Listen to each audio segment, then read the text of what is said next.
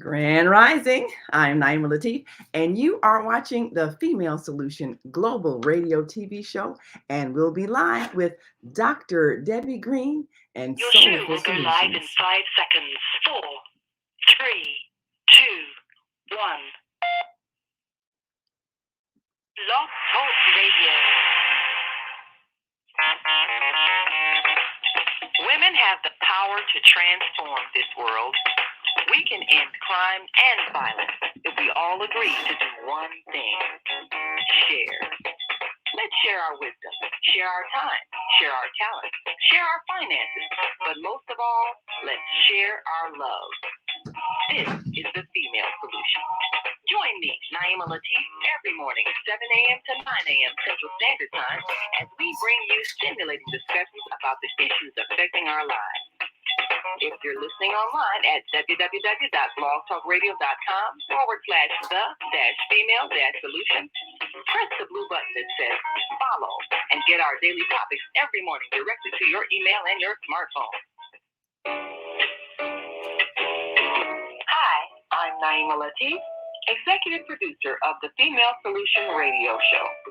We invite you to call in 515-605-9325 and participate in this daily think tank as we examine the challenges we face and develop solutions that restore peace and harmony. We are global transformers, changing the world from the way it is to the way it should be. We are one. Wherever we live on this earth, we are one human family. On behalf of our team of radio hosts, I'd like to extend a greeting to all the members of our family, whenever and wherever you may be listening around the world. To our family in China, ni hao. In India, namaste. In Japan, konnichiwa. In Korea, annyeonghaseyo.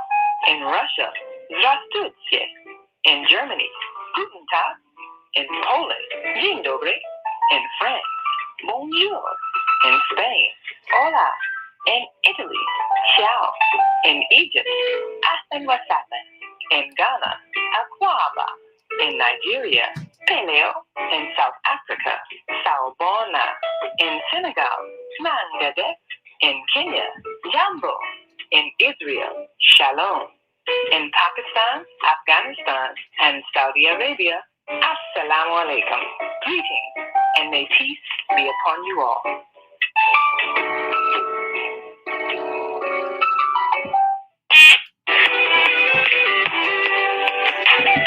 Tune in to Soulful Solutions with Dr. Debbie Green on Thursdays at 7 a.m. Central Standard Time and 8 a.m. Eastern Standard Time to hear great topics and stories on grief and turn it into victory. Join Dr. Debbie Green to listen to stories of triumph and learn how to overcome. You are not alone in your life, and there is hope in the darkest hour. This is your time to learn strategies and solutions to improve your life. It's your time. So join Dr. Debbie Green with Soulful Solutions and call in on Thursday at 7 a.m. Central Standard Time and 8 a.m. Eastern Standard Time at 515-605-9325 with comments and questions. Look to hear from you real soon.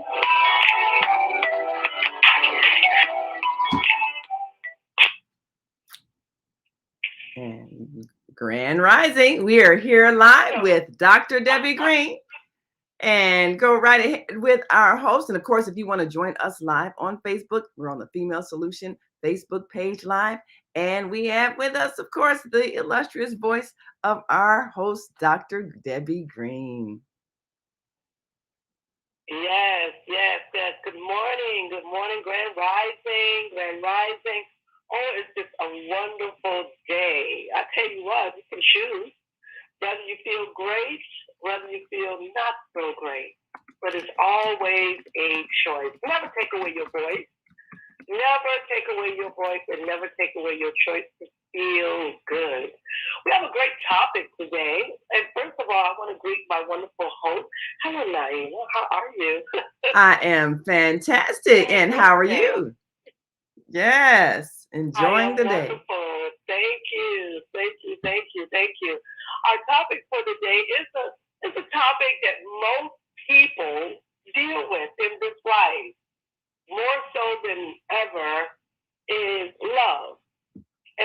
is looking for love in all the wrong places.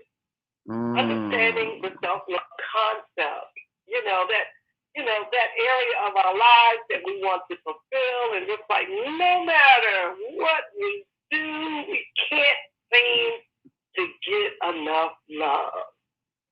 We're looking for it even as children and young adults, and it seems like every time we think we found it, something happens. Yeah. Well, I'll tell you what. This wonderful thing called love is something that's totally inside of you. It's inside of you. It's not always outside. We get the validations, the praise, we get certain things from others, even a mother's love, a father's love, a sister, a brother's love, a friend's love. But it's not the same. It's different. The love that you mostly need is that self-love, that no matter what happens in your life, you are able to accept who and what you are. Now, that is real love. What do you think about that, Naima? Well, we were kind of talking about this the other day, the fact that the love that you feel for yourself, you learn early on your self-worth, and what you learn from your parents about your worth is critical, because how they treat you will determine for the rest of your life how you feel about yourself. So if you are a parent raising a child, it's critical that you reaffirm their worthiness to be loved. When we have either had issues of abandonment, maybe there was a divorce, or a parent that wasn't there, or we had a parent that maybe had a substance abuse issue and didn't pay us much attention, or perhaps they were very harsh in their parenting and used criticism as a way they thought to motivate us, but it really just made us feel bad. If we experience those things, and the message we got from those who were closest to us that we're unworthy of love, and that belief can translate into a lifetime of trying to prove yourself worthy and never feeling worthy, and somehow attracting people who confirm our fears of unworthiness. So when you see that pattern of somehow people aren't giving you the love you desire, you have to ask, am I giving it to myself? Am I believing I deserve it? And if you're not really believing you deserve it, you really have to get to the roots of why that happened. Why are you believing this about yourself, that you're not worthy to be loved? You're not worthy of attention. You're not worthy of time, and you're not worthy of respect. You're not worthy of being talked to nicely. Where did you get that belief? And why are you choosing people that confirm that belief in you? Correct. One of my clients I have, all her life, she has been taking care of others, brought up into a household, a life, a family of just codependency. And so as she got older, which happened in her life, she's always ready to give, but she doesn't want to receive at all. Like if someone was to buy her something or try to do something for her, she's like, no, I don't want you to do that. I don't want you to cheat. She always self-sabotages, and she has not the ability to just accept what's due her, like her ability to accept the love that others want to give her, because she's so thinking in her mind that, I don't deserve anything. I need to give. So that imbalance caused her, a part of depression. She went into different anxieties, because of the imbalance in her life, and it affected relationships as well. It's so interesting. What usually happens when there's an imbalance there. Yes. It's interesting how some people are kind of set up to be that person that is used, and I guess I have to sort of say this. When people are conditioned to believe that this is their role in life, it takes some undoing for them to realize they really have a right to be just as worthy as everyone else. And you know, we are actually descendants of an experiment in which the thought was, if you isolate people and train them that they and their kind were designed by God to simply be servants, and if you don't allow them any outside information, no reading, no contact with any other people who look like them, who are not servants, if you continuously reinforce this idea, and then you raise their children to believe this and expose them only to the image of them and their kind being only servants, unworthy of any better treatment, then they will accept it and believe it and carry it out. That was the great experience of American slavery. What they didn't count on and consider is the Spirit of God that cannot be suppressed and will rise again, even under the worst suppression and brainwashing. So we're coming out of that experiment.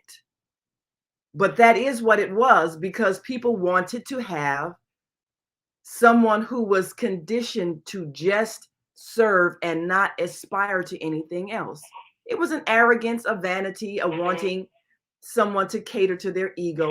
So that's really at the foundation of what we're struggling with as a nation, and in many parts of the world, the human desire to have a slave that only serves and does not value themselves.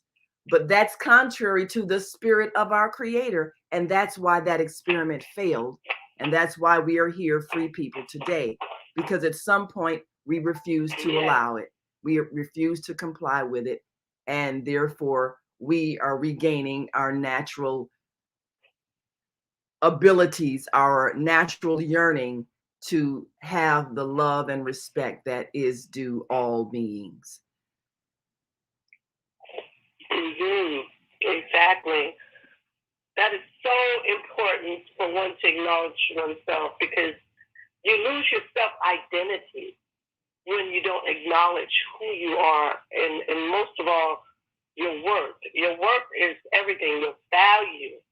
All of that comes out of a self-compassion for yourself. Because if any other way of thinking is just that you will allow so many things in your life when you shouldn't allow it. You allow yourself to be overly vulnerable. You allow yourself to be taken for granted. You allow yourself to be injured, not just hurt. Because, you know, life is one of those things that you have to make conscious choices based upon the need, the want, and desire from where you sit. Your 360-degree point of life. That means from the top of your head to the soles of your feet require your attention, always. You should never neglect any part of you. Absolutely. That's so important. That is absolutely, true. Absolutely. You know, the thing that makes people, and I guess we were talking about this yesterday when we were talking about how you can be shamed into believing that you are not worthy of love. You know, things like, you know, your body size or your color or, you know, any other physical feature that you can be made to feel is defective. And if you have gone through perhaps teasing or ridicule, and you have experienced rejection, then you can have that internal belief that because of some feature in you, you are defective, and you have to compensate for that by overcompensating, by always being willing to depreciate yourself and lift up others and serve others and comply with others' wishes and accept others' abuse because of feeling that you must do this because you were somehow lesser than or defective. It's really, it's a belief in the own mind. It doesn't exist in reality. It's your belief about yourself. So you choose people that reflect to you what you believe about yourself. And so for a person saying, well, how come, all my relationships I'm treating badly? How come in all my relationships people talk to me badly? How come they don't love me? How come they leave me? How come they leave me for someone else? Am I not good enough? I'm not pretty enough. No, you keep choosing people who are reflecting to you what you're feeling about yourself. That's why self-love is the first thing. Because if you love yourself, then you're going to recognize somebody's behavior is inappropriate towards you, and you're not going to keep clinging to them, hoping that they treat you better so that you can feel like, oh, I finally have earned their love. Love isn't something you earn. It's something you share. That's so true. That's so true. You know what I found in adolescence as I was studying is that if they ever experience different behaviors from their parents, like for example, if a boy child has an issue with his father, like if his father put him down verbally and hurt him emotionally, he starts to look at different things differently when it comes to relationships. Relationships are affected by, like you said, the upbringing, right? Mm-hmm. So if he has he becomes very angry. I noticed that with boy children, or gender, if I could say, they hold the anger in more so than girls. Yes. If girls are rejected, they get really emotional. They lose a lot of their self-esteem, their value. They start even living a promiscuous life early, like in their teen years. Yes. They call it looking for love in all the wrong places. Yes. And they start to define themselves based upon what they're giving to others than what they're receiving. Yes. You love me for what I do for you. You don't love me for who I am. You know what I mean? Right, right. And I see that often. I think this is similar to what you were talking about when you were talking about, yesterday's show, is how the shaming gets in there and causes problems. Yes.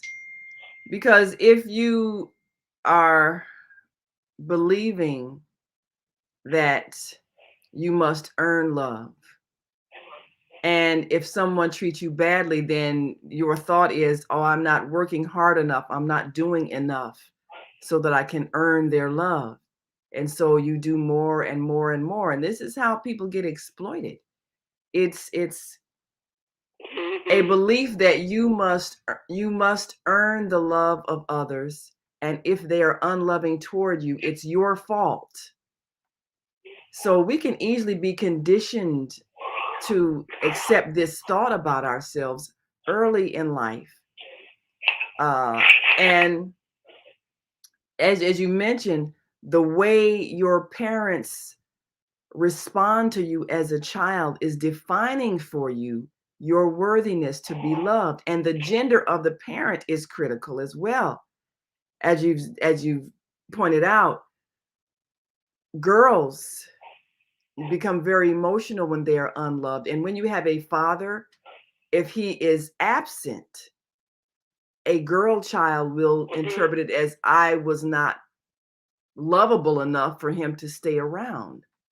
And so they're constantly looking for someone who will prove that they're worthy enough to stay around, and they will overcompensate, and they will draw someone to them who is emotionally unavailable, whether it be somebody who is already married to somebody else or already involved with somebody else, or just continues to seek out other people. And they will keep trying to get that person to confirm their worthiness to be emotionally and physically available to them.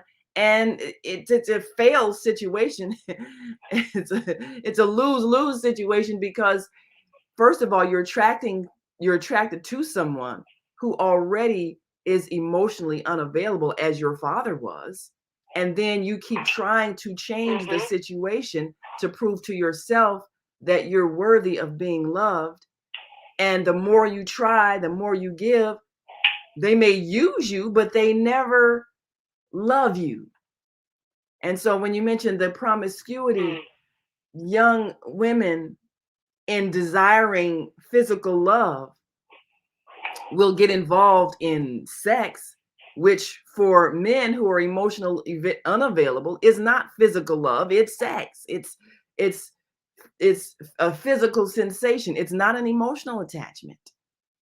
And so the female, and wanting that feeling of being loved, is constantly frustrated that after the physical encounter, there still is no love. And it becomes a pattern. And they don't realize that that's what it is. They think, well, why am I not able to hold him? Why is, after we did this, he's still gone?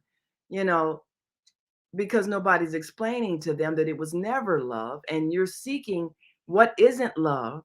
You're seeking a physical expression, hoping that it's going to be love, hoping that it is love, and for him, it isn't love.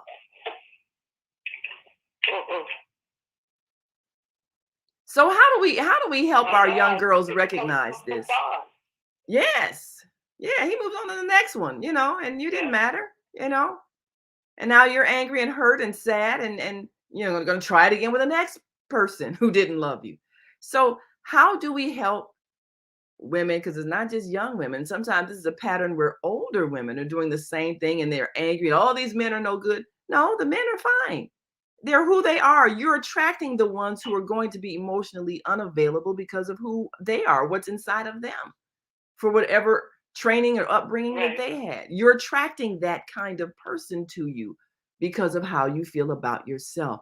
So what are some signs that a person can see in themselves that might be an indication to them that they are lacking in love of self, the reason why they're attracting to them people who do not love them?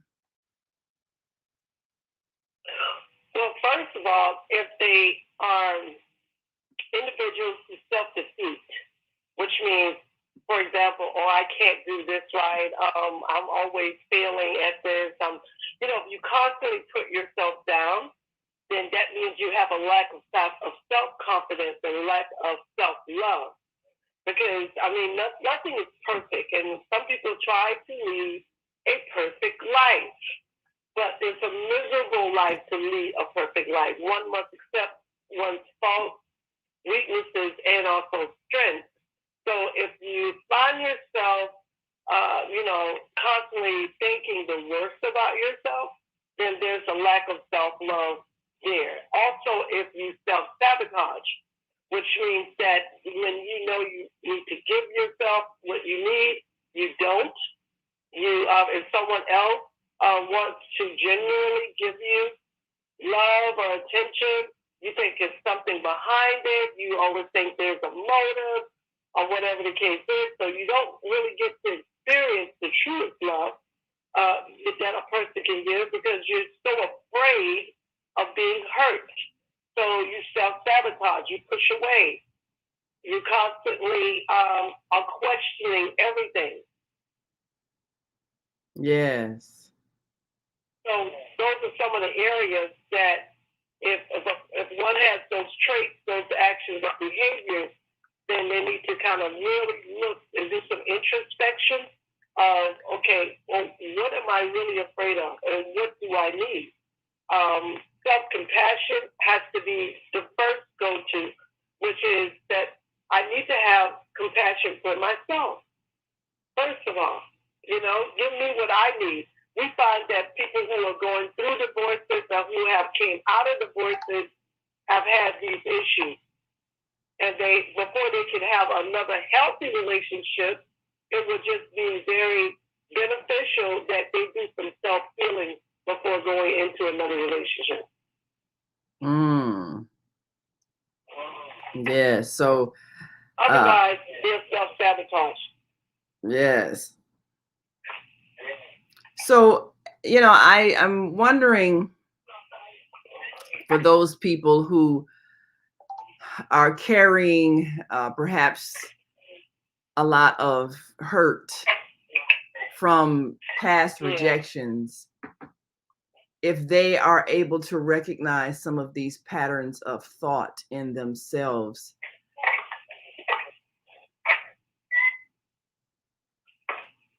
Well, it should be able to. At some given point, now you do have people that live in denial, Naima, that know it's not me, it's them. It's easy to, like they said, look at the dart the other way, then allow the dart to be thrown back at you. So right. If that is the case, they're living in denial, and they're like, you have some individuals who have failed relationships. Like, for example, they've been married 4 times, 4 times, 5 times, 6 times. And you say, oh, well, this happened and this didn't work. This happened and this didn't work. And okay, I mean, normally one should look at oneself when the relationships seem to always spread apart. But again, some people just don't. They don't look, it's not me. And deep down inside, they know, but they don't really acknowledge it in front of another individual. Because remember, people don't always want people to see their weaknesses. They rather hide it than to, talk about it. That is true. That is true. Mm-hmm. So, absolutely. So self-awareness is the key. It's just, to admit the truth. Look at your own truth about yourself. And this is going to be nothing but to help you, but doing introspection and working on self is one of the most difficult things in the world. But when you take the time to allow yourself to look at the areas that need healing, you would really appreciate when it's all done. It's like a splinter in a finger. You look at that splinter in that finger, and it looks like it's festering, it's swelling, it's getting worse and worse every time.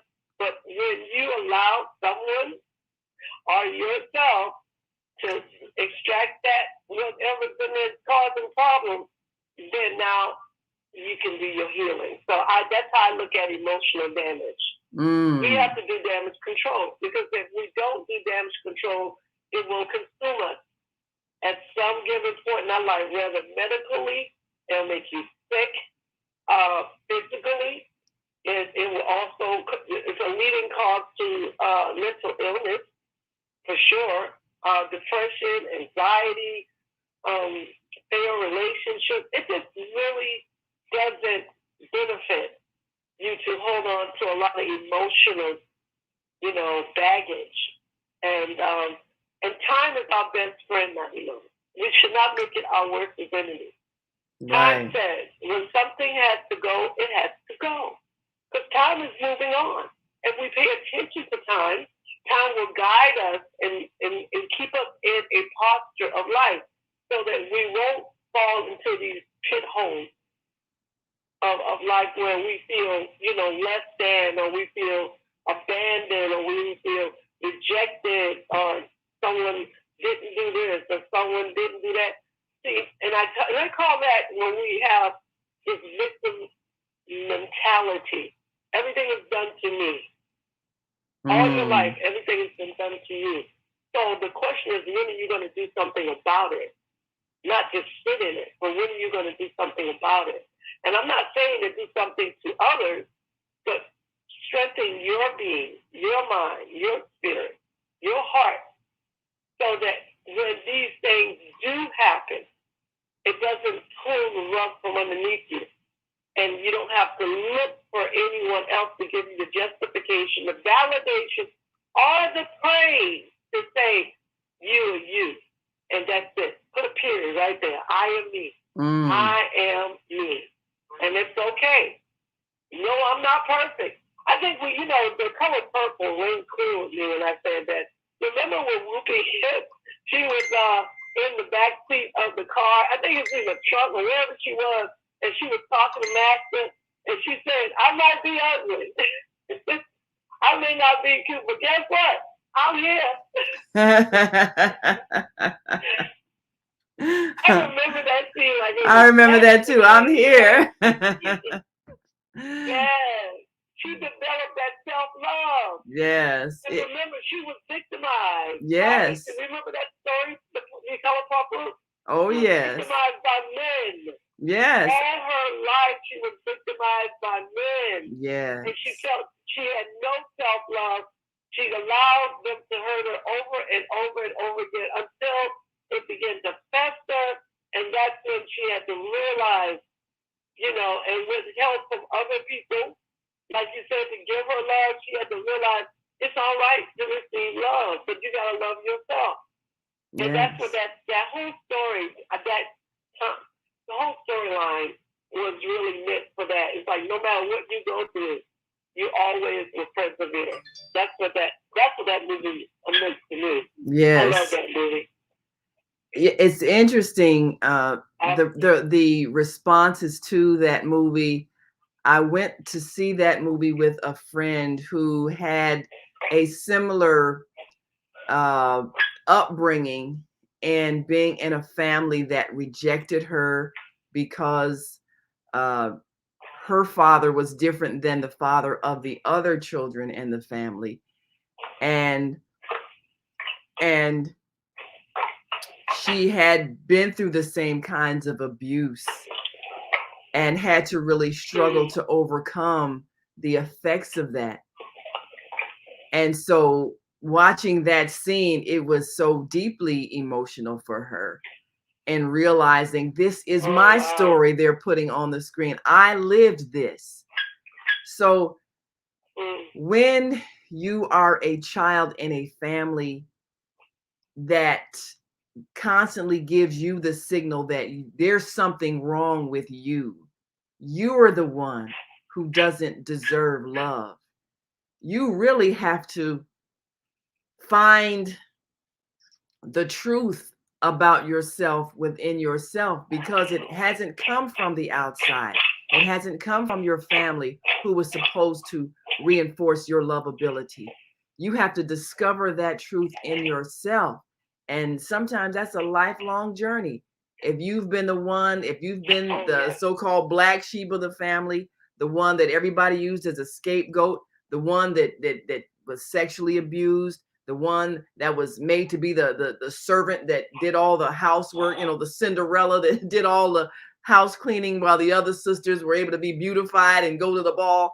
If you were that one, if you were that child, you have to find the God within you. You have to find the source of love within you, because it didn't come from where your belief about your lovability usually comes, which is your family. So if your family is the one that made you feel unworthy, you have to discover the truth of your lovability inside yourself.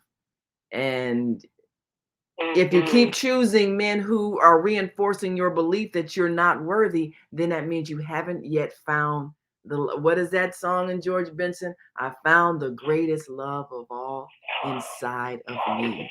Oh, yes. Yes. Well, we've got to take a break, my dear sister, and we will be back. All right. You're listening to and watching Soulful Solutions with Dr. Debbie Green. I'm Naima Latif, of course, as always, co-hosting here. And if you're on our switchboard and would like to add to this discussion and maybe even reflect some of your own patterns and even get some insight from our host, Dr. Debbie Green, simply press 1. If you're watching us on Facebook, just call the number flashing on the screen, 515-605-9325. And again, press 1 to speak, and we will gladly open your mic and get your thoughts. We'll be right back with Soulful Solutions with Dr. Debbie Green. Handling rejection when you're in love. How do you deal with that? We'll be right back after this quick break. So just stay with us. The Female Solution Global Radio TV Show invites you to an invigorating conversation with our team of hosts Monday through Friday, 7 a.m. to 9 a.m. Central Time. Start your week with Monday Morning Mindfulness with Zelda Speaks. Tuesdays, Self Care with Jody Susan. Wednesdays, Repairing Broken Families with Naima Latif and co-host Kareem Hamid. Thursdays, Soulful Solutions with Dr. Debbie Green. And Fridays, Health and Wellbeing with Beata. Saturdays, tune in 12 noon to 2 p.m. Central Time. First Saturday, Success Strategies with Jana. Second Saturday, Wendy Williams Esquire on relationships. Third Saturday, Move Around with Deborah. And fourth Saturday, Wisdom with Mama D. Join us Sundays, 7 p.m. to 9 p.m. Central Time for Soul Purpose Healing with Beata. Call in and comment 515-605-9325. Press 1 to speak to the host and be a part of the solution.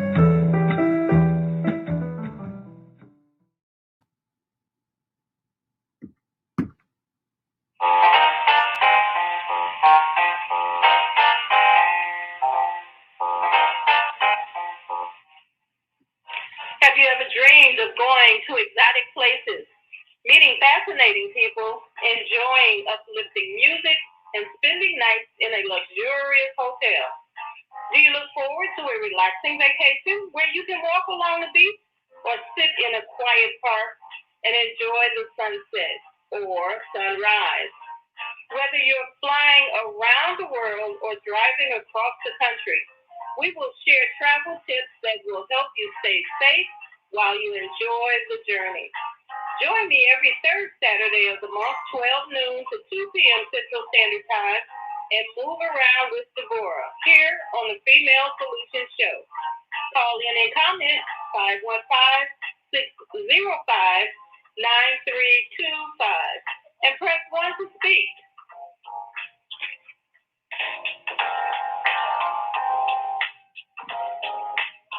Hi, this is John Alexander. And I'm Naima Latif. Meet people like you who are making a positive difference in the world. Watch us every day on The Media Connection at www.youtube.com/TheMediaConnectionTV. YouTube it. We'll see you soon. There are people who choose to make a positive difference in the world. Our job is to bring you their stories to motivate you to do the same. Join us each week, host John Alexander and Naima Latif, as we bring you the educators, entertainers, elected officials, religious leaders, and community activists whose works are transforming this world. Find out how you can make a difference too. Be inspired. Watch The Media Connection. Mondays at 5 p.m. and Tuesdays at 12 noon on Cable TV Channel 19 in Chicago and other cities. Check your local cable listing.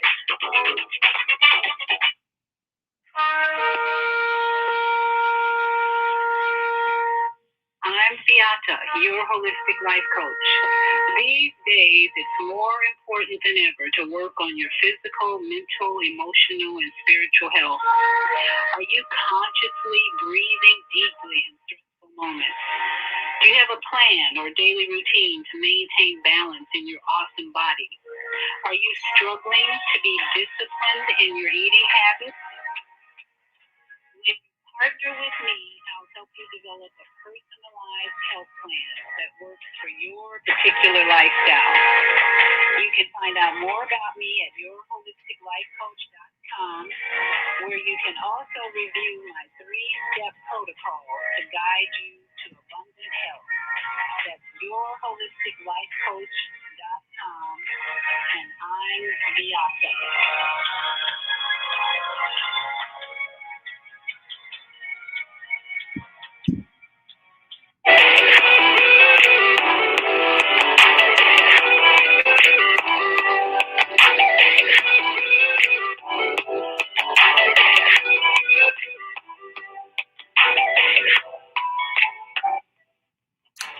And we are back. You're listening to and watching the Female Solution Global Radio TV show.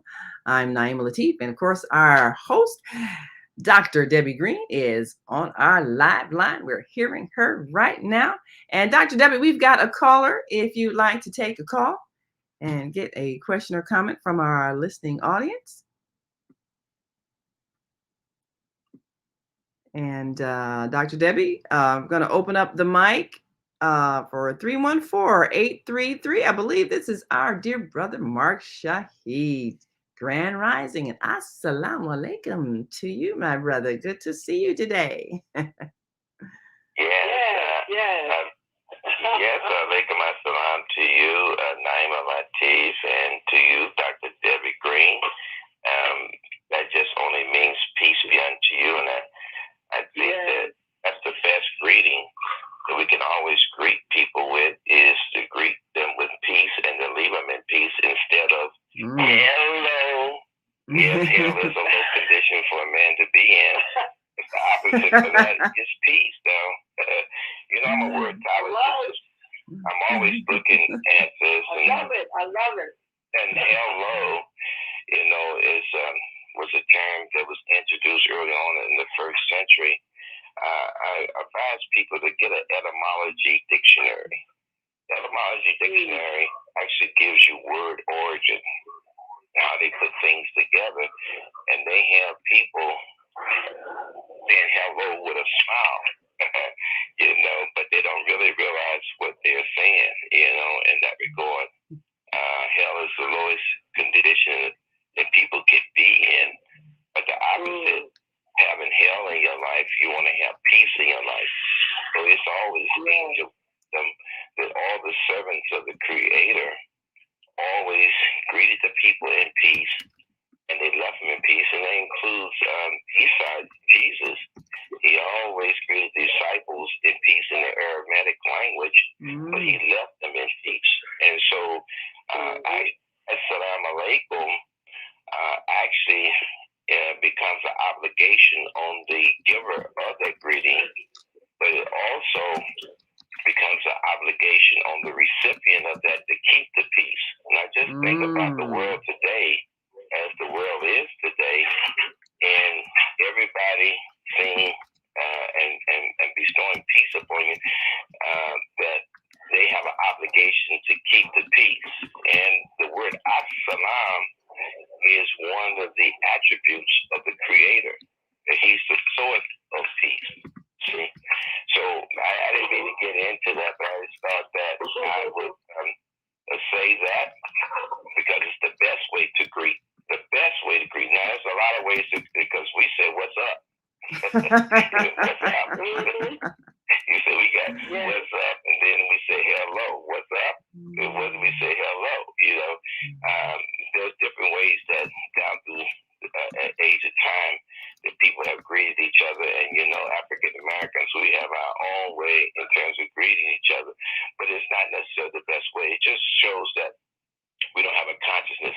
And this is a great topic this morning in terms of love. I gave the framework yesterday, but didn't have enough time to go into it. Have a little bit more time today.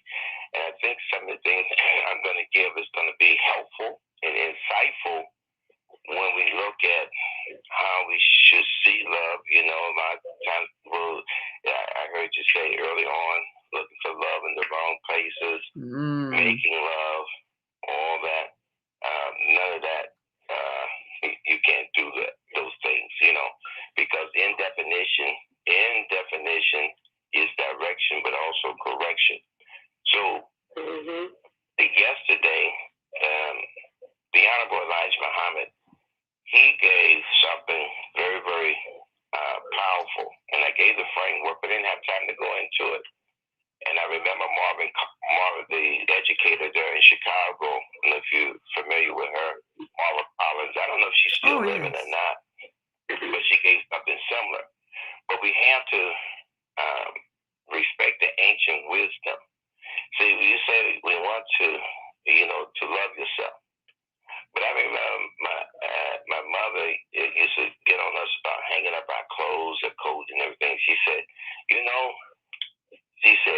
won't really respect the value of your clothes and all until you have to buy them, in other words, they have a value and all, and then you would take care of them, so taking care of something is a part of that. But the first thing, and the song sounds so beautiful for years, love yourself? Who was that? George Benson. George Benson. George Benson. Okay, George Benson got a beautiful voice, and it sounded real good. But as I began to grow in knowledge, I found out that's not true. That's not true, you all. It's not true. Okay. The wisdom is this, and follow me here. The ancient wisdom is the first, know yourself. Know yourself. And I'm gonna come back and I'm gonna put some meat on the bones for you. First is to know yourself. Okay? And then the second is that you have to then respect yourself. And then you can love yourself. And then fourthly, you can be yourself. And then fifth, you can do something for yourself. Now, let's go back to knowing yourself. This is ancient wisdom. The Egyptians know that self and know yourself. Well, to know yourself means that you have to go in terms back to the Creator who created us as human beings. Okay? So who would be better to give and define who we are as human beings other than the one that has created us? Then this is logical thinking. This is logical thinking. When we put it in perspective, then we'll see, yes, then why people can't love themselves because they don't know themselves. But the Creator is the one that created us, and true Scripture gives you your true picture of actually who you are, who you're created to be. Now, that's collectively.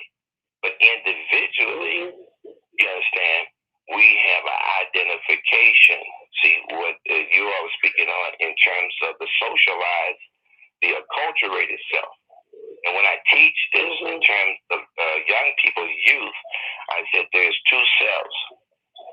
And they looked and be one I said the word know, K-N-O-W, is know now or wonder. You be one, but you also be wondering in life, not having a clue.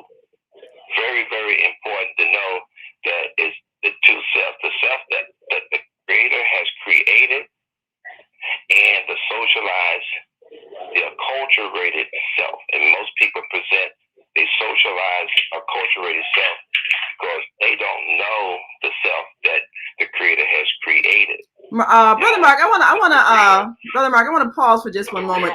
Brother Mark, hold on a second. I want to pause for a moment. Let me say this: the real role is to try to make, and especially if you come from a dysfunctional family. Well, that's the point.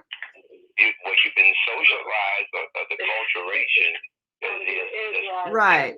Yeah. That try to bring self more in accord with that self. Well, that's the point. I need you to hold a second, Brother Mark. I need you to hold a second. I need you to hold a second because we wanna grasp that point. I need you to hold that thought just 1 second. Okay. Because that's kind of where we find the challenge in defining what the Creator has said about who you are. And if you are in a dysfunctional family or community situation in which they are telling you, or you have accepted the idea that the Creator has said that you are defective, then you must find a way to correct that belief system. And many people are still struggling with that because that is the culture in which they were raised, not just here in America, but many places around the world where they will be taught culturally that according to the scripture we're following, our Creator has said you are defective and unworthy, and people have grown up believing that. You're absolutely correct, and that's why I'm going to zero in on that, because in your belief is tied to whether you get the relief or the grief. Absolutely. So Brother Mark, we got somebody who want to ask a question about what you just said. Is how you get either the relief or the grief. Yeah, hold that thought 1 second, Brother Mark, because somebody has a question they want to ask about what you just said. And I think a lot of what we're experiencing is trying to come out of beliefs that we've been taught that there's something wrong with us, and believing that the Creator has condoned whatever mistreatment we have accepted. But let me hold that thought for a second, Brother Mark. I'm gonna open your mic in just a moment, just so you don't have any background noise. But I'm gonna open your mic again in a moment after we get this next question from area code 773-487. Introduce yourself to our listening audience and viewing audience, and give us your question relating to this topic. Go right ahead. 773-487. Yeah, can you hear me? Yes, we can hear you. Yes, sir. Oh, okay. This is Koopy. How are you? Good, Koopy. How are you? Oh, good morning. Koopy from Chicago. How are you? All right. Okay. I just want to come in with a quote, then I have a question. You know, Chris Rock made a statement. He said, "Women, children, and dogs are loved unconditionally, but a man has to do something to get some love." Now that's interesting. Expand on that, brother. Go ahead, expand on that. Women, was that women, dogs, and who else are loved unconditionally? Say that again. Women, children, and dogs get unconditional love. We love them unconditionally. But man, you got to do something to get some love. So apparently a man who was not feeling unconditional love said that. That is the society we're living in. You know, but I just want to make a quick statement on, you know, he's talking about know thyself. I find one of the biggest issues, if you ask a black person in America who they are or where they're from, you know what they'll tell you? I'm a former slave. I said, really? And that's where we go back to. We go back to right there to slavery. And if you go back further, in year 500, we were Almac. We were kings and queens and had pharaohs here in America. So we've been taught, yes, we had pharaohs. There's pyramids all up and down the Mississippi River. Okay? We were kings and queens. I got a picture of a black queen. She don't look African, but she's dark skinned, but she's very beautiful. We had kings and queens and pharaohs here in America before anybody came here. And see, this is the knowledge that we should start teaching. Don't just, well, we were brought from Africa, we were slaves, and that's all you got? Give me some more than that. And so, that is one of the biggest things I see our people we're suffering in. And so when we get into a situation when a bomb is dropped, like, you know, we got this little pandemic going on, whatever the enemy got going on, when that bomb drops, you know what our people do? We start turning on each other. We start turning on each other, and that's what we're doing right now. We are turning on each other. That's a fear response. Yes. So Koopy, hold that thought for a second. I'm going to ask Dr. Debbie to respond to some of the things that Brother Mark said and that you said. Because Dr. Debbie, you have talked about the whole victimization syndrome and how when you look at everything as people are doing something to me, people are hurting me. I think even as Koopy speaks about our identifying ourselves with the worst experience we've ever had as an identity, how you get stuck there. When in fact, like Mark is saying, you know, you identify yourself as an expression of the Creator, which no one can make that lesser than or unworthy of. That's the highest you can be, an expression of God. So how do we get to that point where we return to an understanding of who we are as spiritual beings and not as, the body we're wearing or the color we're wearing or the place we came from. How do we help humanity and each individual person get to that point of identifying themselves as the soul within, the expression of the Creator, not with how someone treated them in the past or the present, so that they're perpetually holding that feeling of victimization? How do we do that?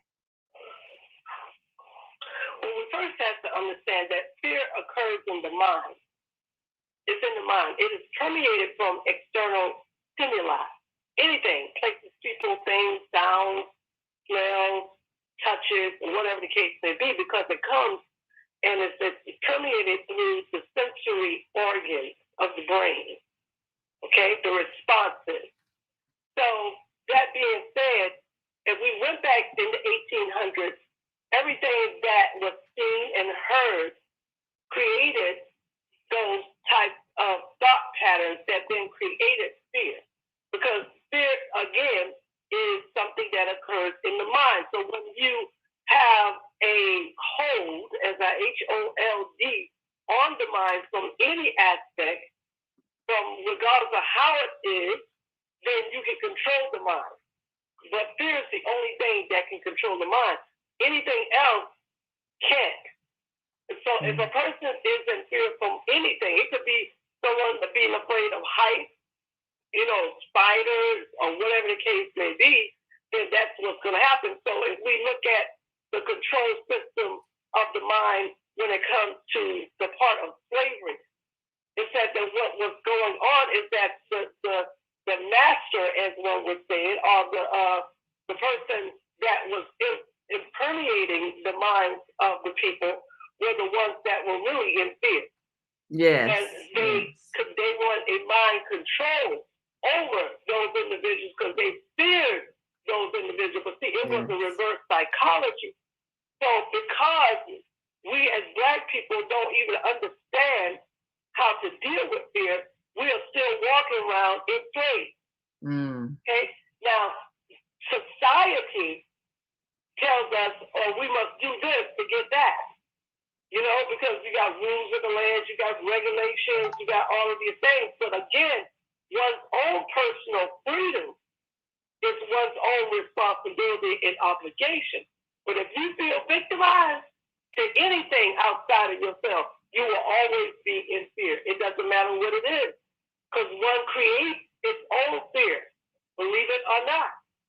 You know what I'm saying? Like you have some individuals that might have been homeless and they might have been going through all kinds of changes or whatever, and at some point, something broke in them. We could take a person, for example, like Tyler Perry. Tyler Perry came from an abusive, upbringing. Yes. I mean, abusive everywhere you can be abused. Okay, yes. So what he did, he made a choice. And that choice led him to homelessness because he's like, I will not be in fear any longer. He could have stayed where he was, but he made a choice because inside his mind, he was free. So he had to work through his stuff. And as he worked through his stuff, that freedom turned into an art. Believe it or not, it turned into something that someone could see. You see what I'm saying? Yes. So he shifted all of that energy of fear into something he believed that was something that is going to help someone, but most of all, help himself. Because he had to create something. The only thing that removes fear is creation. Creation of more of the most powerful, positive, beneficial things of the world, and that's inside of a human being's mind. Nothing can be created unless it comes from a human being's mind because it comes from the Creator. Yes. It comes from the All-Knowing. Yes. So you can only be in fear if you want to stay in fear, and that's why self-love is one of those things that you need, because if you don't have self-love, you will never create anything. Because you think you're not worthy. You think you're still victimized, and you will be a slave. But not to what's outside of yourself, but to your own self. That is powerful. You cannot create if you're in fear. And this is why, as our callers have alluded to, we are stuck in a cycle of depreciation, self-destruction in many situations, perpetual, because we're staying in our fear and turning on each other in our fear. So we must create in order to get out of fear. We must create.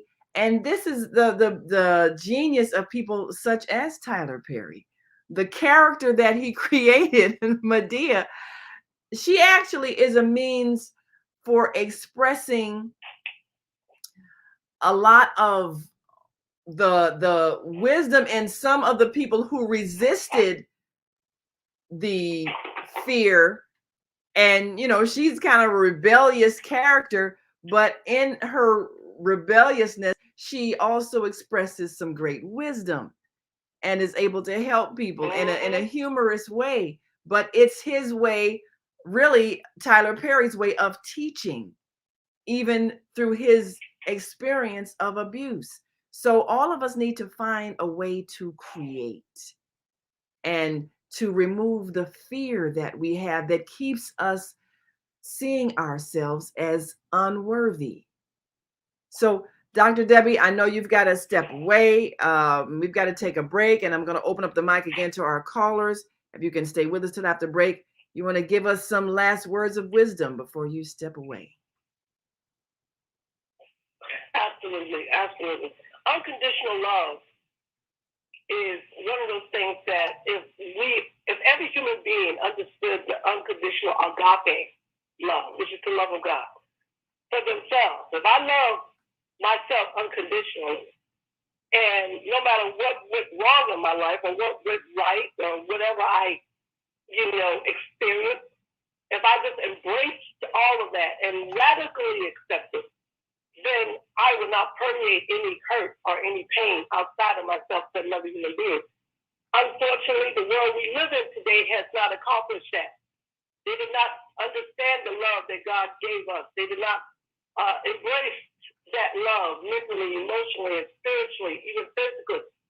And because of that, they have waited away from it, which is a place of hurt and pain. Everything you see, from every murder to every unspoken word of hate or spoken word of hate, comes from a place of pain. And until society, our world, humankind understands that love is the one that permeates everything and soothes everything and covers and removes all whatever they call the sinful nature of man, is just being the unloved. That's what sin does. It causes us to not love each other, not love ourselves, or not love, things that desire our love or even give to our love. So love is the answer. It's the Love answer is to the all answer. things. Will we ever have it? Well, the way it looks, like we are moving away from it more and more every day, every moment of the day. So one must hope and keep hope alive, because that's all we have is That's hope. right. Yes. Hope, and of course, manifests our faith that greater things are coming, because they are. Yes. Well, thanks so much, Dr. Debbie.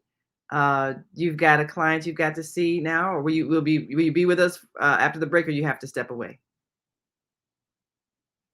I'll be there for just a few more minutes, and then I'll be stepping away about another 5 or 10 minutes if I have to go. Okay. We'll take another short break, and we'll be right back. And I'm going to add, of course, if you're listening online and want to join this conversation, give us a call, 515-605-9325, and press 1 when you're ready to speak. And we will add you to this conversation, and we'll be right back. Stay with us. Oh, man, God sent the monthly sun bill today. This sunlight is really expensive, especially during this season.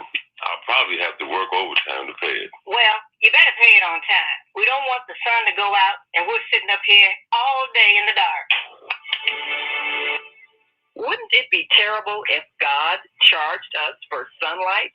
Well, thank God, the light and heat from the sun is free. So why are we paying such high bills for the energy we use in our homes? Because we don't know how to use solar energy, the free energy from the sun. You can convert your regular home to a solar energy home and save tremendously on your electric bill. Take a look at your electric bill. Wouldn't you like to reduce or possibly even eliminate that cost altogether? Let one of our solar consultants show you how. Call today, 312-849-3456. And schedule a free consultation. That's 312-849-3456.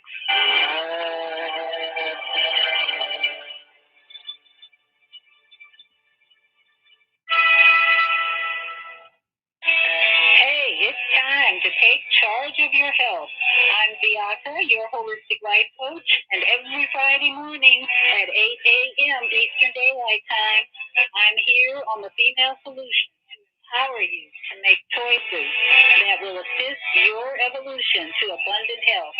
I'm also blogging every Sunday evening at 8 p.m. Eastern Daylight Time at Soul Purpose Healing, where I bring you a spiritual chiropractic adjustment to bring you back into alignment with our Creator's love, compassion, and wisdom. Join me every Friday morning at 8 a.m. and Sunday evening at 8 p.m. for a time of unity, enlightenment, and love vibration. Shalom.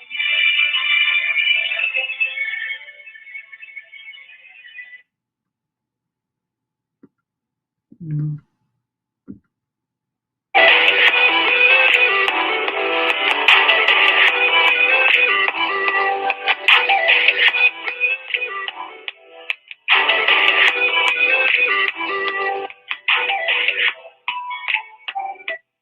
And we are back. You're listening to and watching Soulful Solutions with Dr. Debbie Green here on the Female Solution Global Radio TV show.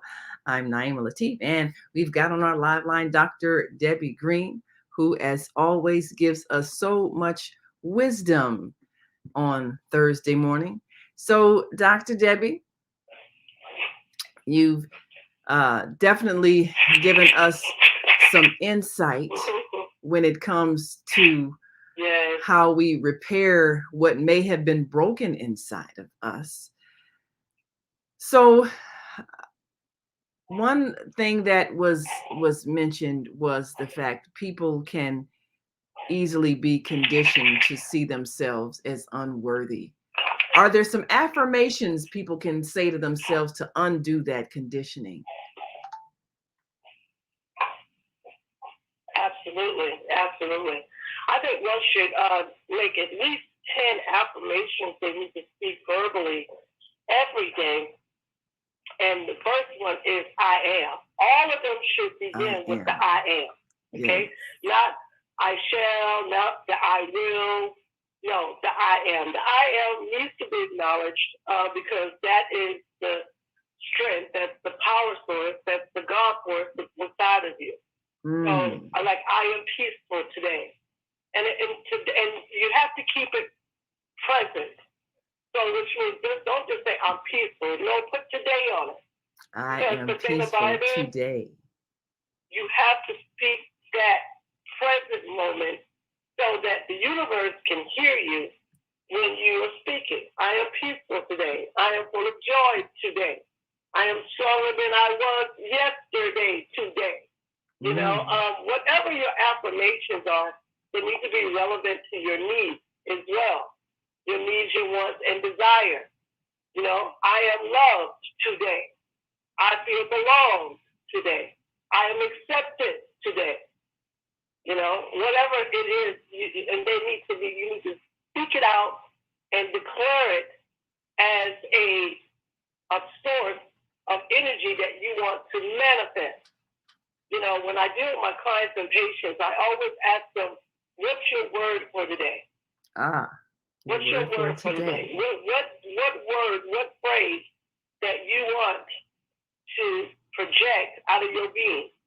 And sometimes they struggle with that word. They don't know how it is because I tell them, anytime you allow fear to take your voice, you allow it to take your choice. Yes. And you can't give fear any room. I mean, we need fear to survive. Don't get me wrong. You know, fear can be healthy, but it also can be very unhealthy because fear gets into anxiety, and before we realize it, we've lost ourselves again in some type of way. So manifestation and declarations are very important to declare. I am the most powerful me today. You know? So I mean it's an ongoing thing. One should do this daily, just like drinking a cup of coffee or, you know, brushing your teeth. You should affirmate daily. Okay, for example, my word for the day, that when I go in front and I do my group therapy, all right, here, where I am here in Atlanta, I go and I ask them, I say, because I do this because I want them to know I do it as well. I'm not just asking it for them. So my word for the day is called exuberance. Exuberance. Everything is exuberant, which means everything is at its highest enlightenment area, regardless of what it is. Now, I don't know what the end of the day is going to bring. I have no idea as I'm driving what's going to happen or whatever, but I'm not worried about that. An optimist does not overly be concerned about what's going to happen. They just stay in preparation mode. But don't worry, trouble will let you know when it's time.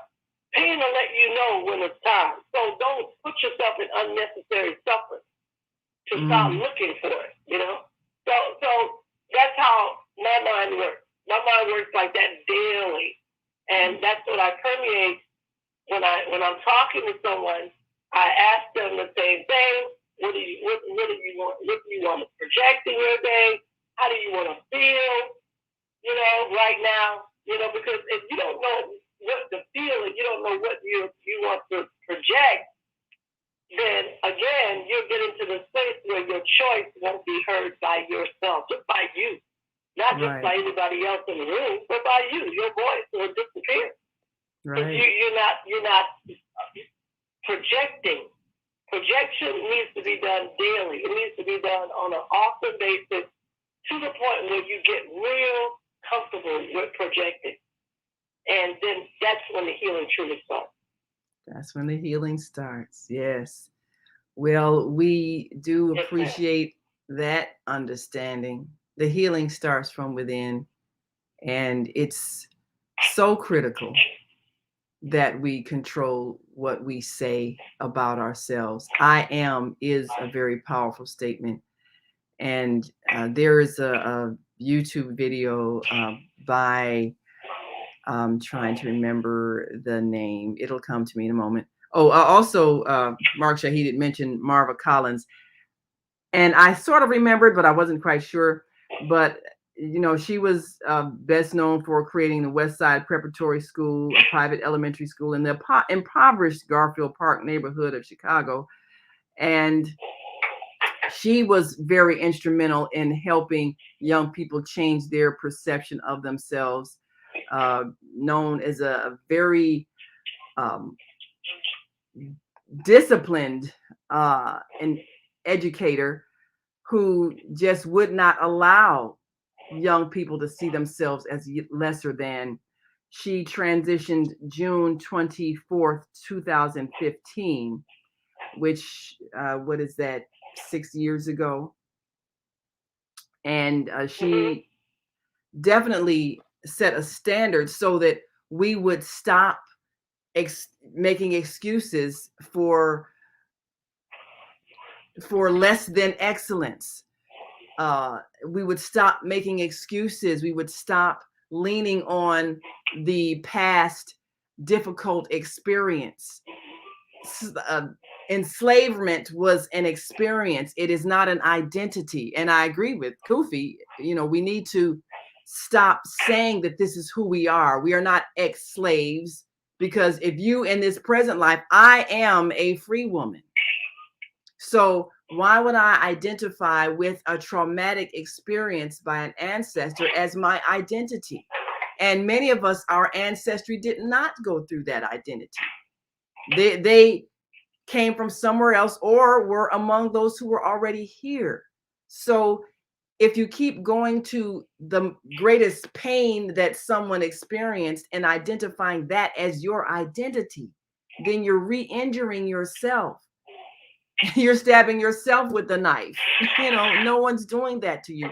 So this is really an issue that we have to resolve. Each individual, if you're still carrying pain from something that happened, something that someone else did or said about you at a point in your life where you were very vulnerable and open to suggestion, you're too fat, you're too short, you're too tall.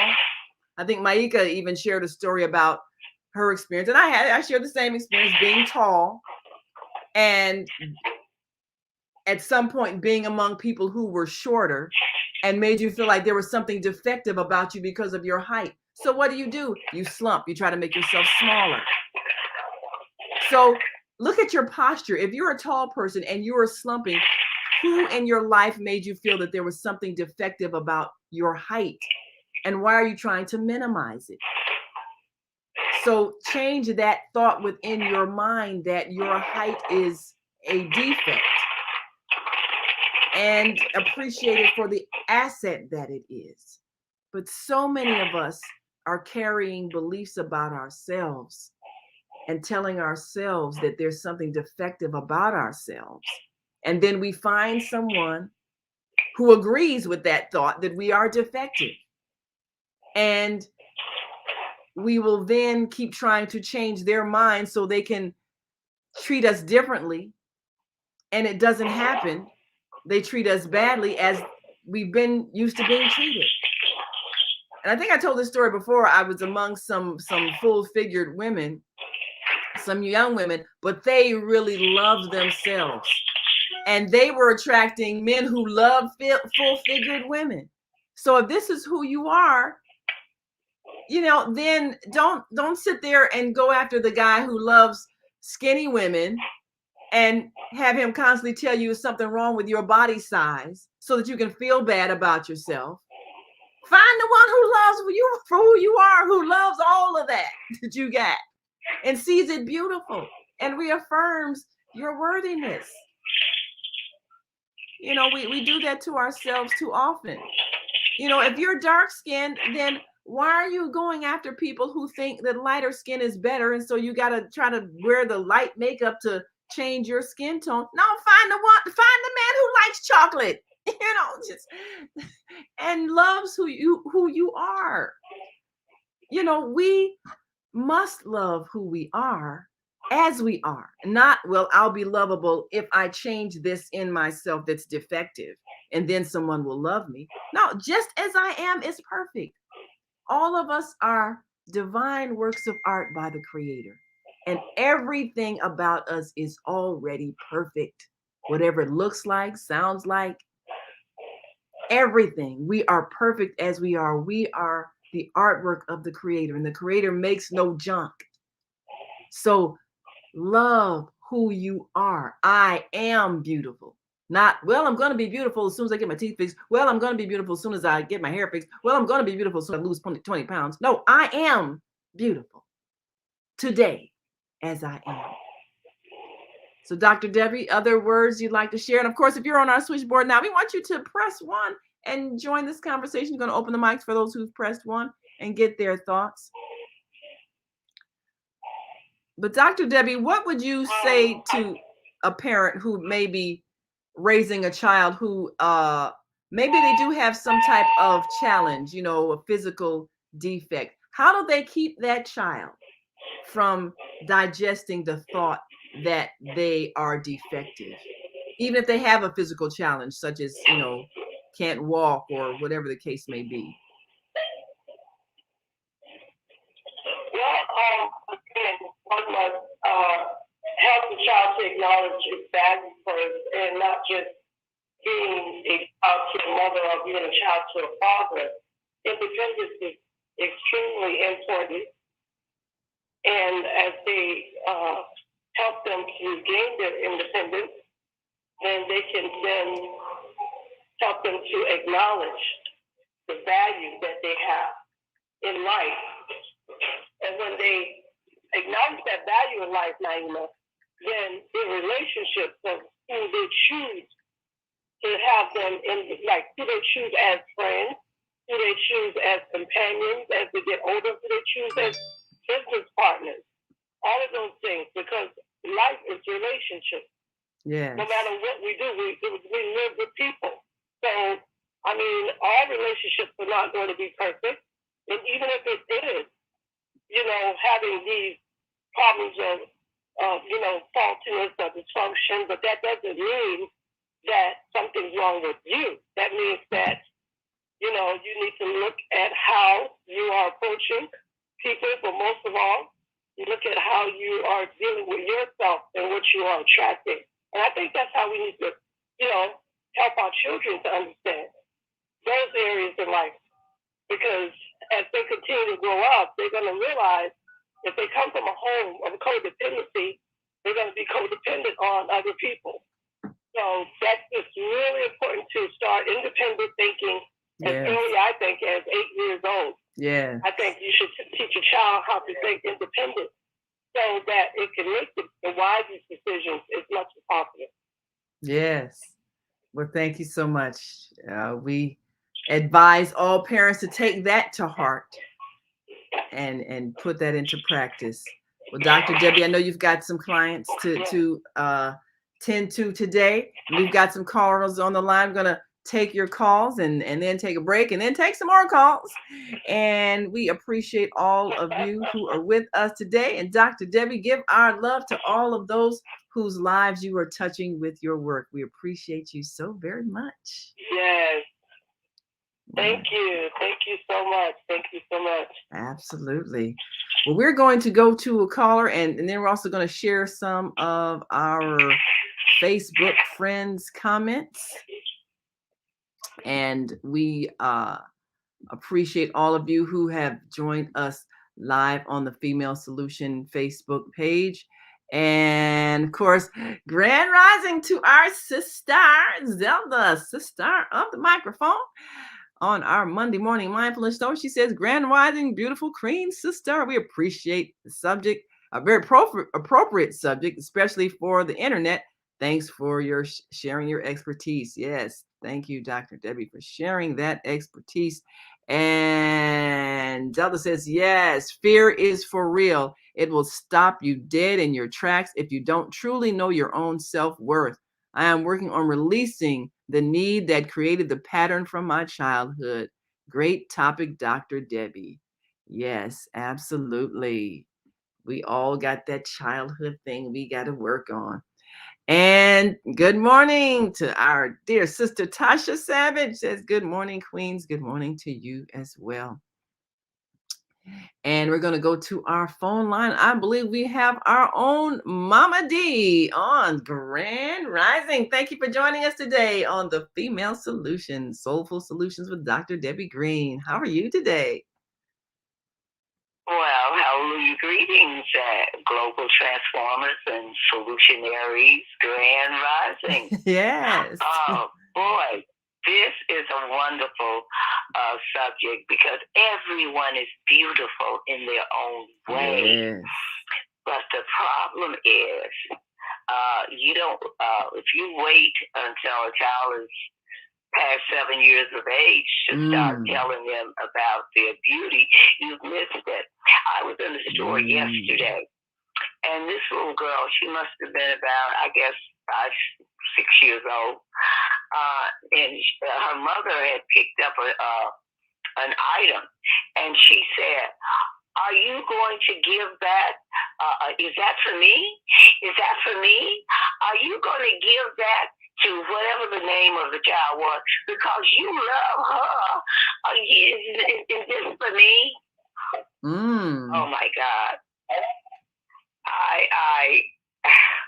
I wanted to intervene so bad until I could hardly contain myself. Here she was. Is that for me? Is that for me? Because you love. Oh, my God. Already, she is aware that you love this other one. You love her. But Wow. She kept repeating it. Is this for me? Is this for me? She could hardly believe that her mother would be buying something just for her. And the mother pretended she didn't hear. It just went in one ear and it came out the other. But this is what we teach our children.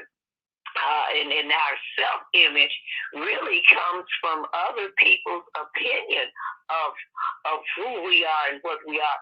You know, when you buy a pretty dress and your little girl has on a pretty little dress, and you say, "Oh, that is, you look so pretty," but you're giving credit to the clothes and not to that child. We don't mean to do this. We just carry on the defects that our parents had. We just pass it on. And this is what you're doing. You don't mean to be giving this child, unless she's got on this new garment. She's not beautiful. But she's all dressed up. And then everybody's gathered around telling how you look pretty. But they're really saying the clothes look pretty. Yeah. And she is absorbing that.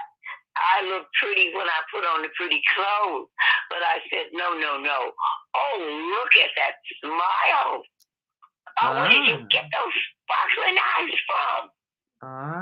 Always, if you possibly can, find a feature that's uniquely that child's and bring it out and put your emphasis on that and not what they have on. Because this is what we do all the time. I see it going on. But our children are absorbing at a much earlier age. This is why I love being a Montessorian and educating the subconscious brains of children under the age of 4, because that is the brain that will be with them forever, whether they realize what happened to them at that early age or not. And we have to be aware that our words have power. And she's so cute, you know. But the other little child is sitting there. Maybe she's a little puffy, or maybe she's a little darker, or maybe her hair isn't as silky, and you're sitting there. Who is us? And she showed, like my mother said once. She said, Brandy. She said these two little 2-year-olds, her great-great-grandchildren were over visiting her, and she said, this one nephew, his little girl is so cute because, she got that pretty color and she got them pretty eyes. Because, see, my mama was a yellow gal, and she was always talking about her and her sisters with the green eyes and everything, and they was the yellow gal. And so, but anyway, she said, this other one, she's cute too, but she's so black. Traumatized the child. Oh gosh. And I said, I read her the Bryant Act, and by the time I was through with my mother, she was more militant than everything else than anybody else. She was funny, but if you don't step in when you see something like that and try to intervene, like yesterday, what was happening, this little girl already had internalized the fact that she didn't have value. She couldn't believe. It was, is this for me? Is this for me? Oh, my heart just sunk. Yes. Oh, you love, it's for so-and-so because you love her. Wow. She already knew the family dynamics, who gets the love. Wow. That is true. Well, Mama D, we're going to take a break, but I'm going to come back to you when we come back from the break, because there are some things that I want us to look at, as you've done, how we can undo some of those things that we have done that have hurt children unknowingly, and even how we can undo it in ourselves and in other people, how we can help undo the feelings that people have absorbed of unlovability or unworthiness because of the things that have been said to them over time and from the childhood to adulthood. So we're going to talk about that when we come back. And if you're listening online, so hold on, Mama D, I'm going to open your mic back up when we come back. And of course, we've got other callers on the line. I'm going to give you a chance to speak as well. Press 1 if you got something to say. We want to make sure we get your thoughts. But we'll be right back after this last break. And if you're listening online and want to join this conversation, give us a call, 515-605-9325. And be sure to press 1 so we know that you have a thought you'd like to share. We'll be right back after this break, so stay with us. The Female Solution Global Radio TV Show invites you to an invigorating conversation with our team of hosts Monday through Friday, 7 a.m. to 9 a.m. Central Time. Start your week with Monday Morning Mindfulness with Zelda Speaks. Tuesdays, Self-Care with Jody Susan. Wednesdays, Repairing Broken Families with Naima Latif and co-host Kareem Hamid. Thursdays, Soulful Solutions with Dr. Debbie Green. And Fridays, Health and Wellbeing with Beata. Saturdays, tune in 12 noon to 2 p.m. Central Time.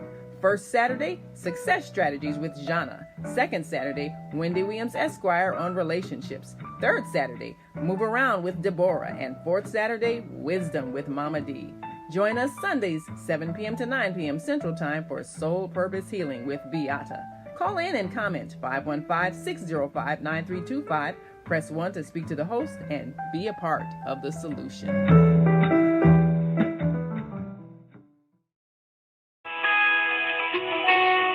Hi, I'm Jody Susan, Susan Essentials. I started Susan Essentials in 2015 because of a personal health journey. I was over-medicated and put on 19 different medications. And yes, I reversed all my chronic diseases using plant and energy-based healing. It was amazing. At Susan Essentials, we support both consumers and businesses, and we do that with helping your employees or yourself with a food as medicine mindset. How Susan Essentials supports businesses and consumers is we teach people about a food as medicine mindset. So we support people on how to support their own immune system, how to support their brain health, how to support their emotional well-being. And we do that all with plant and an energy-based healing.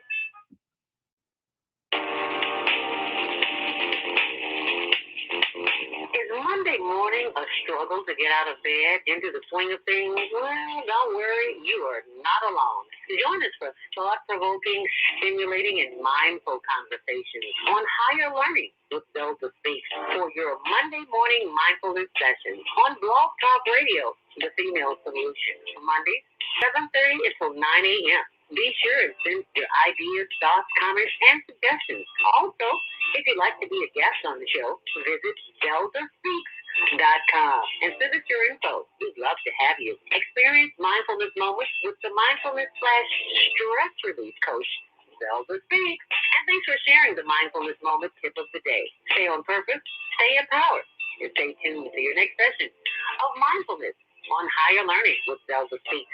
Make it a mindful day. And thanks for listening.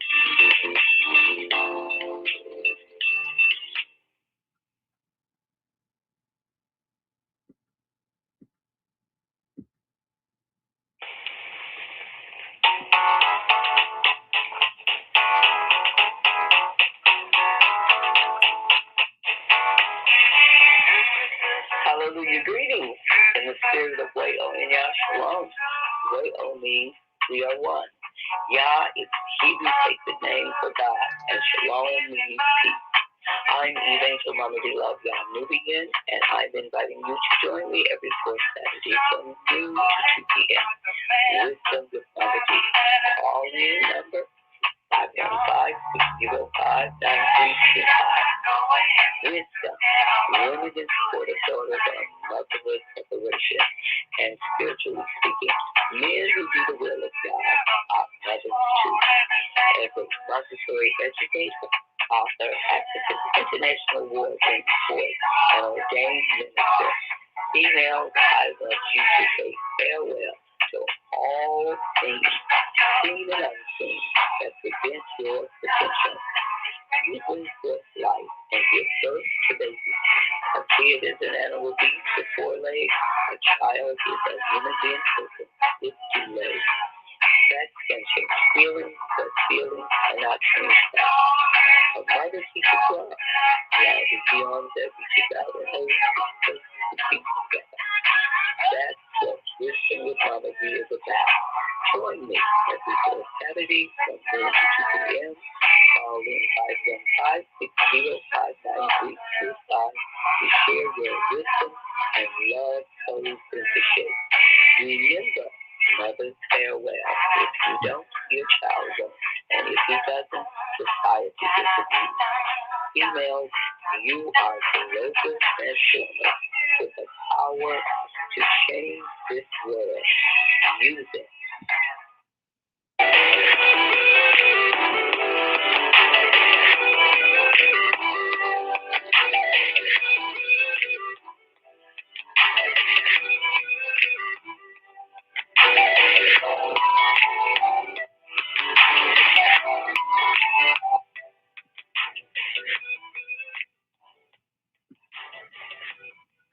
And we are back. You are listening to and watching the Female Solution Global Radio TV show. I'm Naima Latif. And of course, we've heard of from our Thursday host, Dr. Debbie Green. She's got a client she's got to see this morning, but of course, she kicked us off with this topic on self-love and looking for love in all the wrong places and how you handle it when you are in love and someone doesn't love you. Well, if you find yourself in a pattern where you're constantly seeking approval from people who don't love you, go back to your childhood and see where the message was given to you that you were unworthy of love. So, of course, we're speaking to the wise lady of the hour, our own Mama D. Listen every fourth Saturday to Wisdom with Mama D. And Mama D, you said something that, and we're going to open up some more mics. Those who want to speak, please press 1. We'll certainly open your mic and get back to you. But you said something which I'm hoping that people take to heart and make a habit in the way they interact. Now, what I do whenever I go to the grocery store, the people who are working there, the cashiers, whatever, I always find some positive thing to say because they're working in service of the people. And when you serve people, you get a lot of rudeness. You know, people just throw all of their bad day off on you. So I'll find something to say kind to the cashier. As you said, a feature that is on them, not their clothes, but them. Oh, that hairstyle is so beautiful. Oh, your nails are, I love your nails. Oh, where'd you get it? Oh, that's, again, beautiful smile, something about them. A young man, sometime he'll be maybe bagging the groceries and he'll say something, would you like me to put this in the bag? Oh, you have such a beautiful voice. Do you sing? Say something that uplifts a person. You will feel their spirit rise when you do that. So, Mama D, how can we cultivate that habit of lifting a spirit with something positive that we say, so the person knows they as a being are someone that is lovable and there's something about them that's special? How can we create that habit, especially for children, but also for adults? How do we do that? Well, I think you hit it on the nail on the head when you said you leave. I rise up in the morning and I say, instead of this is a day that God has made, let us rejoice and be glad in it. I rise up with the thought of, who will you send my way this day to do your will, your way? And you said when you go into that store, you have already got a made up heart. I'm going to say something nice to somebody in that store.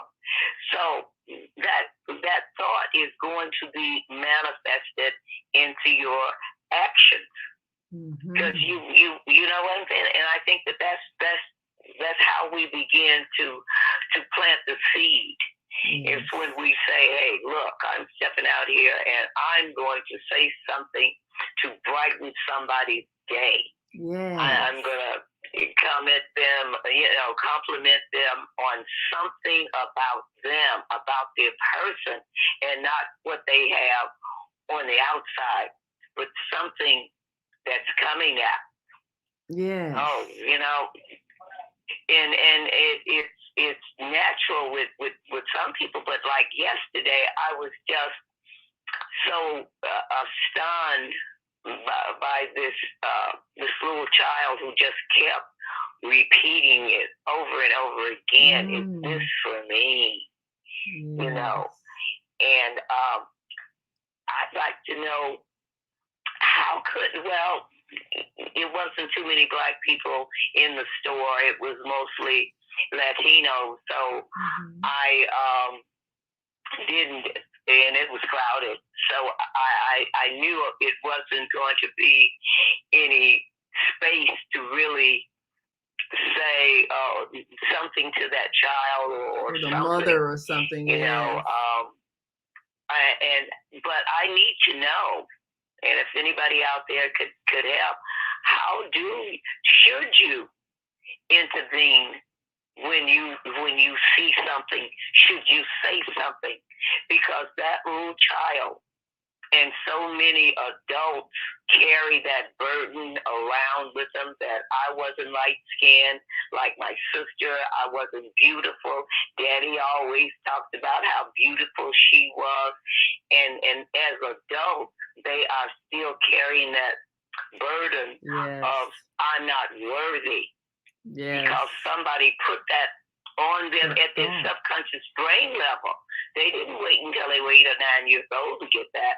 They've already formed that opinion when you start telling them these are hands and these are your ears and this is your Right. When you start teaching them, I used to have a child that would come on, my 2-year-olds, I would have them come up. Well, first of all, I wanted them to practice the 3-finger grip. So when they would, a little clothespin, their little hands were so weak until they could hardly open up the clothespin. But I would have them put their name on, I'd hold up their names, they would come up, and I would have them take that little clothespin and put their name on the rope and say, I'm present. But I would put my arms around them, and I would go through self-awareness, what are you wearing today? And they would say, to get their colors and stuff.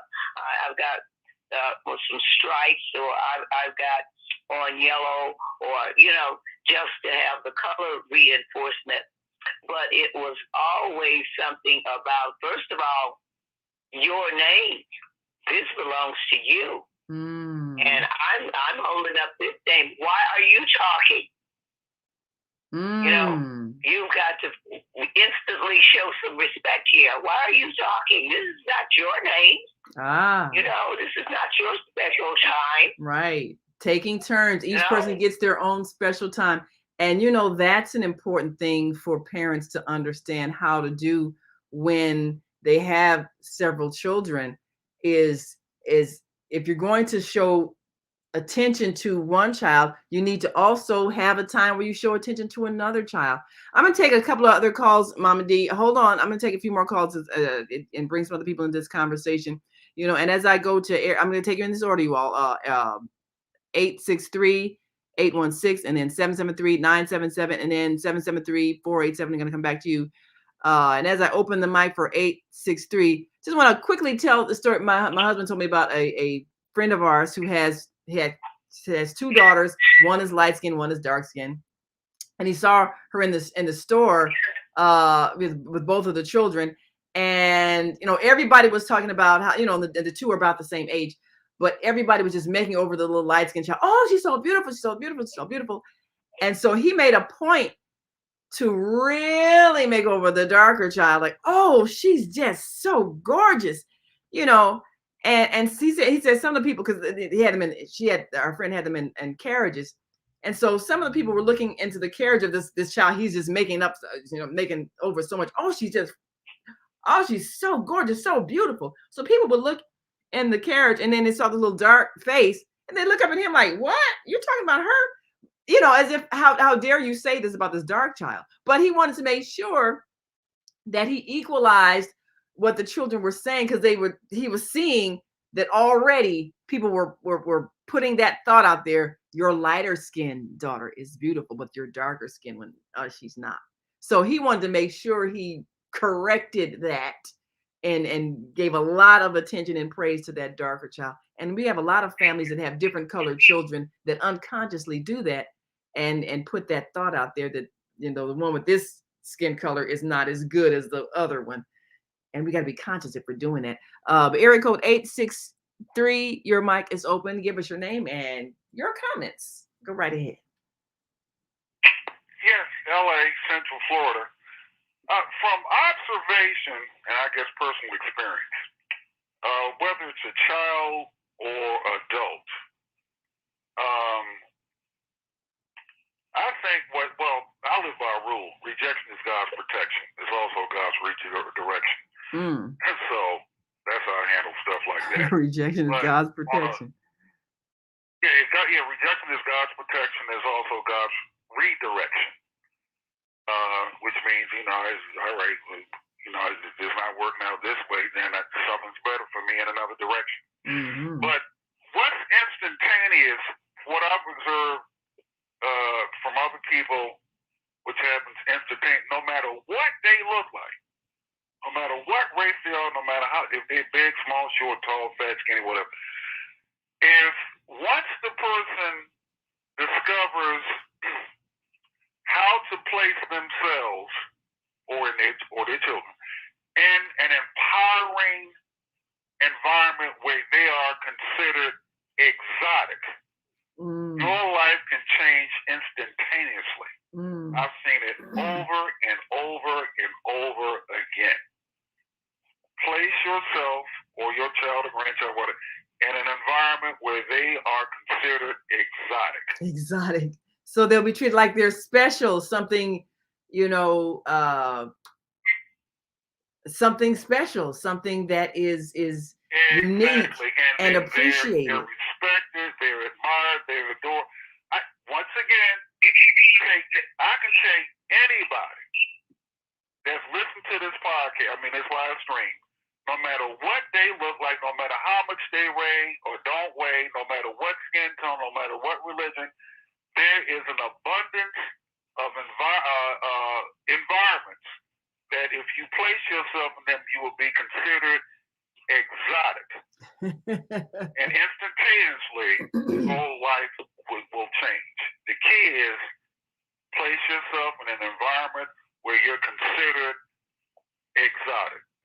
Whoever hasn't had a date for the last 10 or 15 years or whatever, place yourself in the right environment, you'll have to beat them off with a stick. Those are my comments. Well, thank you, LA. That kind of makes me think of some of the friends of mine in college. We went to the University of Nebraska. Some of the larger girls, they had been through the experience of being treated like they weren't as desirable. And then they met with, African guys who the standard of desirability was totally different. It was a status symbol if you had a big woman, because, that meant you had money and all that sort of thing. So they found themselves really being sought after by these African men who love big women. And it totally transformed their self-esteem. I witnessed this with my own eyes. So yeah, you're right. You have to change your experience. If you've had the negative experience of being looked at as lesser than, you have to give yourself the opposite experience, because it can repair something inside of you that has been broken. I know that for a fact. Let me go to area code 773-977. Looks like this is our dear sister Lois from Chicago. Grand Rising. Yes, good morning. Good morning to all. God is so good to us, and we're all still here, and I just thank God for all of us. I'd like to just talk about two incidents right quickly. One where the mother was telling the child not to run out of the gate, and he ran out of the gate on 93rd right by South Chicago Hospital. The bus hit him. Oh, no. And killed him. Oh, no. Another incident, I was in the store in Sam's Club, and there was a mother there with a baby in the basket, and a little 2-year-old or 3-year-old running around the store, and she kept saying, "Get over here and sit down and stop pulling those things out. Get over here." And he just ignored her. So I walked over. I said, "Didn't your mother tell you to get over here and sit down right now? Get yourself over there and over there by your mother right now." You're reinforcing, huh? Sometimes when we intervene to help some of these mothers, he was a very obedient child, because as soon as I raised my voice, and everybody in the store looked at me as if I was crazy or something. But he got over there and stood by his mother. That's all I have to say for today. God bless everyone. Well, thank you so much, Lois. Yes, step in, be that surrogate mother or backup grandmother or whatever. Sometimes, the question was, do you intervene? Yeah, find a way to be positive support for these mothers, because some of them are overwhelmed. Absolutely, yes. So I'll share a statement from our Facebook family, and Deborah, our dear sister Deborah, on our third Saturday says, "I always allow the Holy Spirit to lead my words in the appropriate time. Sometimes it is received favorably, and if not, it's okay. I completed my task." Thank you, Deborah. Such words of wisdom. Yes, it always helps to pray for guidance before you say something, especially in a sensitive situation. I've had people who received what I had to say. Maybe if they reprimanded a child kind of harshly, and I might say something gentle, sometimes they'll receive it, and sometimes they get resentful, like, "Man, your own business," because they get defensive, like, you're trying to say I'm not a good mother. And so you really, I agree, Deborah, you have to pray for guidance so that the words can come out the right way and not offend someone. And with Lois, that I'm sure that mother appreciated having somebody back her up, because she really needed that child to obey so they would stay safe. So I'm gonna open Mike again. Kufi, gonna come back to you. Kufi from Chicago or suburbs or wherever you at. Yes, your thoughts on how to undo negative self-esteem if people have heard negative things about themselves, or if you've got children. I know you've got a son and a daughter. How do you help them identify themselves in an empowering way, like LA said, a way that would shield them from other people giving them a negative belief about themselves? What kind of things do you say to your son and daughter? I was just talking to my daughter last night about how proud I am of her, and how proud I am to be their father. And I tell them I'm blessed to be you guys' father, and wow, they get hard at that, It's not that I had you, but you can't use my life, and you're making me a better person.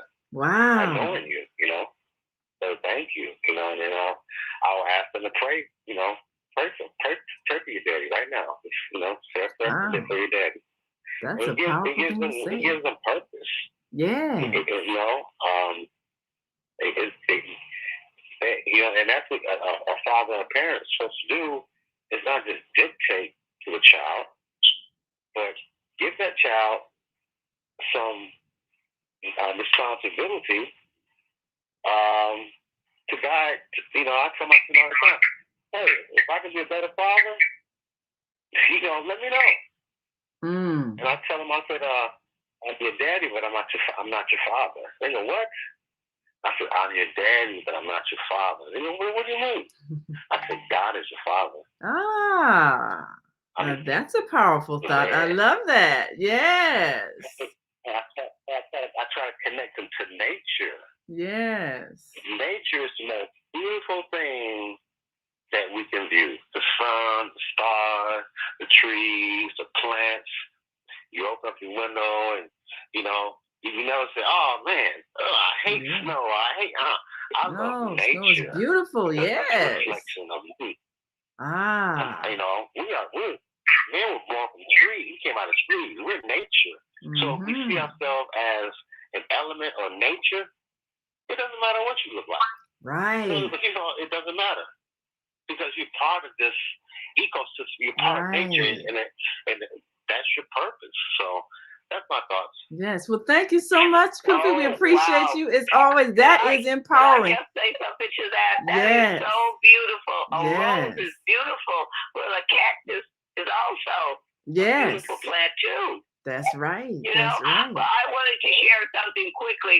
I was at the Stand for Children March on Washington with a group of women, and this little white girl, about 6 to 7 years old, she was bamming her mother with her fist in the back. Oh no! Her mother was walking, and she was hitting her. And the mother was trying to get away. It was about 3 or 4 black women, and we all took off. We did not funny. We got that. You don't hit your mother. You don't hit. We just was of one mindset that we had to correct that right now as a group. Her mother was really frightened, and it started to run because she was hitting her so hard in the back with her fist. Wow. And the interesting thing. No, not on our watch. Yes. Sometimes older seasoned women do need to step forward, because sometimes younger mothers, they don't always have the skills, and they really don't know how to lovingly but firmly correct a child when a child gets either too aggressive or does something inappropriate. So this is what a village is all about. And in many societies, when a young woman has a child, the older women will be there to help her, to guide her in the proper ways of guidance and discipline and correction. Because when you're a young mother, you don't know. And we have so many women who were young mothers who maybe didn't get the guidance, and unfortunately, I've had several friends who were so upset that their young daughters got pregnant early, and they're like, well, she thinks she's grown, I'm putting her out of the house. Well, if you put her out of the house, who's going to teach her how to be a mother to that child? Who's going to make sure that child gets the right kind of love? Does that make any sense? And then when that child grows up after non-love and stress and anger and frustration from that young mother, who's going to experience the consequences? We are, the society. So whenever you see a young person acting out, it's something that happened to them. Like we said in the beginning, in the beginning, if someone gives you the message you're not worthy of love, you would spend the rest of your life being angry about that. Like Dr. Debbie was saying, a lot of males, the way they express their hurt is through anger. So today, find a young man to say something loving to. Say something kind and reinforcing and empowering, and give that young man a sense of being worthy of love. Find a young woman and say something empowering to her, not something sexual about her body, but something empowering that will make her feel worthy as a human being. Find a way to give people the love they may have missed. And your smile and your words of encouragement can truly change a life. So thank you, Mama D, for your wisdom. And we'll be looking forward to your 4th Saturday show. And we thank all of you who have participated in this discussion. And of course, we thank our wonderful Thursday host, Dr. Debbie Green, with her Soulful Solutions. Dr. Debbie Green, and we'll see you again tomorrow for Health and Wellbeing with We've come to the end of our show today, but you can hear every show in the archives at www.blogtalkradio.com/the-female-solution. You can also hear today's show on the Female Solution Facebook page. Go to www.facebook.com/the-female-solution. Leave your comments about today's show. You can always reach me on my website at www.naimalatif.com. That's www.naimalatif.com. Watch our TV shows, listen to our radio shows, order our books, and be sure to get your copy of the book, The Female Solution. On behalf of our team of radio hosts, I'd like to thank all of you who participated in today's discussion. And to our global family listening from all around the world, we say thank you. To our family in China, sheshe. India, Zanyaba. Japan, arigato. Korea, kamsamnida. Russia, spasiba. Germany, danke. Poland, dziękuję. France, merci. Spain, gracias. Italy, grazie. 10 seconds. Egypt, shukran. Ghana, medasi. Nigeria, eshe. South Africa, Nyabonga. Senegal, geret. Kenya, asante. Israel, toda. Pakistan, shukriya. Afghanistan, tashakkur. Saudi Arabia, shukran. Assalamu alaikum wa rahmatullahi wa barakatuh. Thank you. And may peace be upon you and the mercy of God and God's blessings.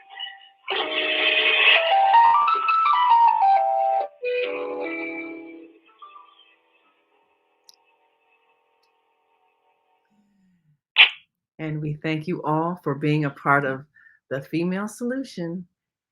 Continue to continue to shine your light. And we'll see you tomorrow on Health and Wellbeing with Viata. Namaste, our dear Mama Joy. And thank you all for your comments. Enjoy your day.